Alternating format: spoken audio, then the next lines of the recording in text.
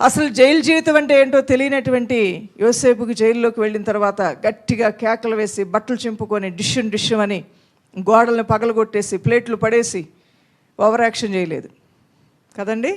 ఎందుకు ఇవన్నీ చేయలేదు? నా బ్రతికి ఎందుకు ఇలా అయిపోయింది? గోడకేసి కొట్టుకోలేదు. నాకు చాలా కోపం వస్తుంది. ఎవరైనా గోడకేసి కొట్టుకున్నా, ఇలా తల బాదుకున్నా, బ్యాన్ ఒక్కసారి ఏడ్చేసి శపించుకున్నా, వాళ్ళని చూస్తే ఒక్కసారి చేత్తో అటు ఇటు కొడితే బాగుండు అనిపిస్తుంది.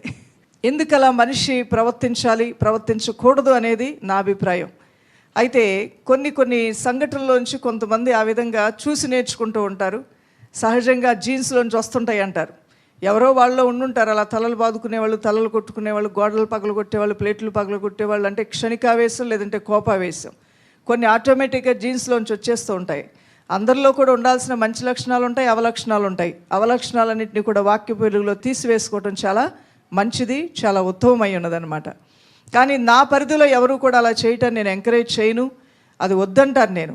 ఇక్కడ యోసేపు తల పగలు కొట్టుకోలేదు. మనమేమి దేవుడు లేని ప్రజలం కాదు కదా తలలు బాదుకోవటానికి.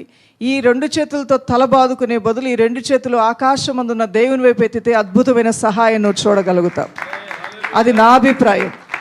దేవుడు లేని ప్రజలు తలలు బాదుకోవచ్చు, కొట్టుకోవచ్చు, అరుచుకోవచ్చు, ఇంకేదైనా వారు చేసే అవకాశం వారికి ఉంది. కానీ మనం దేవుణ్ణి కలిగిన ప్రజలమై ఉన్నాం. మనము తలలు బాదుకోవాల్సిన అవసరం లేదు, చావాల్సిన అవసరం లేదు. కొంతమంది వేదనతోనో లేకపోతే కక్షతోనో లేదంటే బాధతోనో తిండి మానేస్తుంటారు. అలాంటి దుస్థితి కూడా నీకు అవసరం లేదు. మనం ప్రభువును కలిగినటువంటి వారు. యోసేపు జైల్లో ఉన్నప్పుడు ఇలాంటివి చేశాడని ఎక్కడా కూడా రాయబడలేదు. కానీ ఎందుకు ఆయన అలాంటివి చేయలేదంటే తాను నమ్మిన దేవుని మీద తనకు కలిగి ఉన్న ట్రస్ట్, నమ్మకం అంత గొప్పదై ఉన్నది. ఆ కళలు చూపించిన దేవుడు, ఆ స్వప్నాలు చూపించిన దేవుడు, ఆ దేవునితో తను చేసిన సహవాసం, ఆ దేవుని సహాయం ఎప్పుడూ తనతోనే ఉంది అని ప్రభు కార్యాల మీద నమ్మకం ఉంచాడు.